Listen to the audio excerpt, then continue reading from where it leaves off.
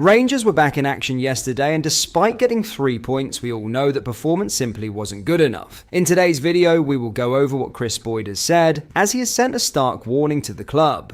Not only that, we will also cover all the latest Rangers news from the last 24 hours. There is so much to discuss in today's video, so be sure to like the video and subscribe to the channel for daily Rangers content.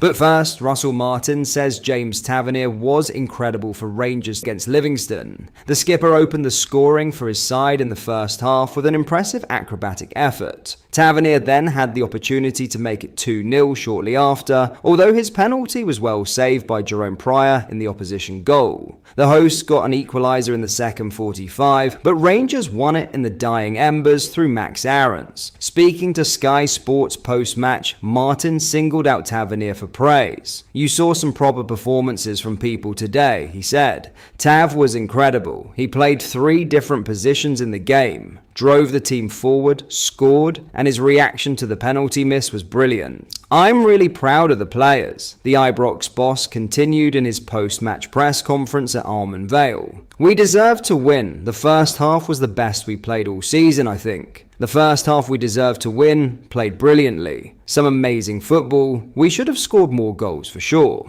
As I said, probably the best performance we've put in. We really built on Hibs. We didn't start the second half well. We didn't control it anywhere near enough. The gap between the first half and the second was big. But in the last 30 minutes we were so dominant in their half. A lot of brilliant performances. We changed the shape. The subs had a big impact for us. I'm really pleased for the players because they showed how hard they're fighting for each other for us. For me, I think that's grown in the last 3 or 4 weeks. That character and resilience they've been developing. Now, Rangers may have got the win against Livingston yesterday, but let's be honest, it was anything but convincing. It took a last-minute goal to scrape past one of the weakest sides in the league, a game that should have been over by half-time. Instead, fans were left watching another laboured, toothless performance. The result might have spared Russell Martin from even louder calls for his head, but it hasn't eased the discontent. Supporters know this team is miles off the pace. And that brings us to the bigger issue raised by Kris Boyd, who hasn't held back in pointing the finger beyond the manager.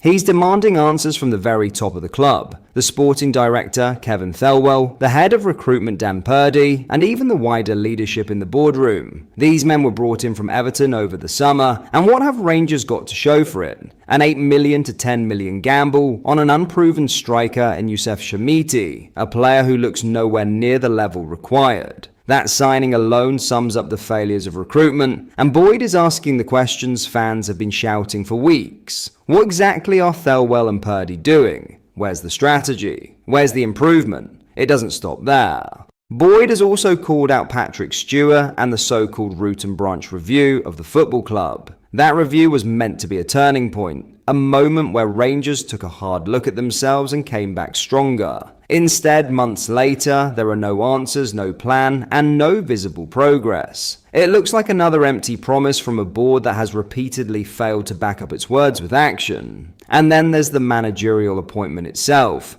Boyd pointed out that Rangers dragged their heels, weighing up candidates in a process that made no sense. The idea that Russell Martin, who had been out of work for a long period, was put up against names with far greater pedigree only shows how muddled the thinking at Ibrox has become. Fans aren't seeing ambition, they're seeing confusion, hesitation, and failure at every turn. So yes, Martin is under huge pressure for the dreadful performances and the lack of identity on the pitch. But as Boyd has said, the problems run much deeper. From recruitment to leadership, this club is broken at every level. The late winner yesterday might have stolen the points, but it hasn't silenced the growing anger in the stands. Supporters want accountability, and they won't stop until the people at the very top of Rangers are forced to answer for this mess. Before we get into our next story, if you are enjoying today's video and you would like to see more and stay updated with the latest Rangers news, make sure you hit the like button and subscribe to the channel so you never miss a video.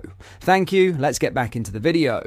In other news, fellow Arsgaard reckons the defeat to Genk was a missed opportunity for Rangers after another bruising night for under fire head coach Russell Martin. Martin saw his side crash to a 1-0 loss at Ibrox as Rangers got their Europa League campaign off to the worst possible start and their qualification hopes suffered a blow on the opening evening. The result, and the manner of another poor performance, has added to the conversation around Martin's future at Ibrox. Mohamed Diomande was dismissed late in the first half for a lunging tackle in the middle of the park. Former Celtic striker Oh Hyung-gyu missed a penalty and a handful of chances before scoring the only goal of the game to earn the Belgians a deserved victory. Rangers went into the fixture on the back of the win over Hibernian that Martin had hoped would kickstart his side this term. And Arscar was frustrated Rangers couldn't build on that outcome on a night where the home crowd was left with nothing to grasp onto once again.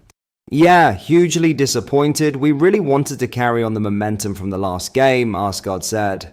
So general feeling is really disappointed, and we'll have to review and pick ourselves up. It's always hard when you go down to 10. We still tried to take the ball, and we created some good chances, which we could have been a bit more clinical. But again, it's always tough. But I think when we went down to 10 men, we still pushed and we had a few chances towards the end. But like I said before, it just feels like a missed opportunity.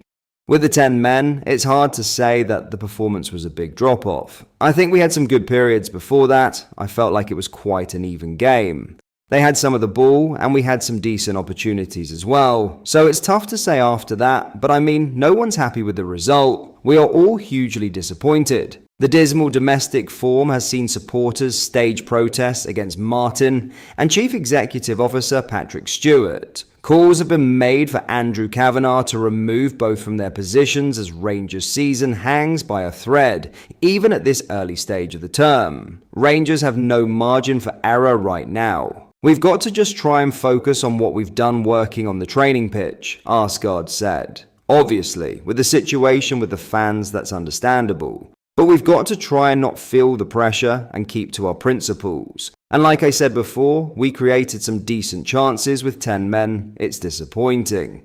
Yeah, we're desperate to bounce back straight away. Like I said before, we were desperate to do that last night and back up our result on the weekend, and we look forward to Sunday now.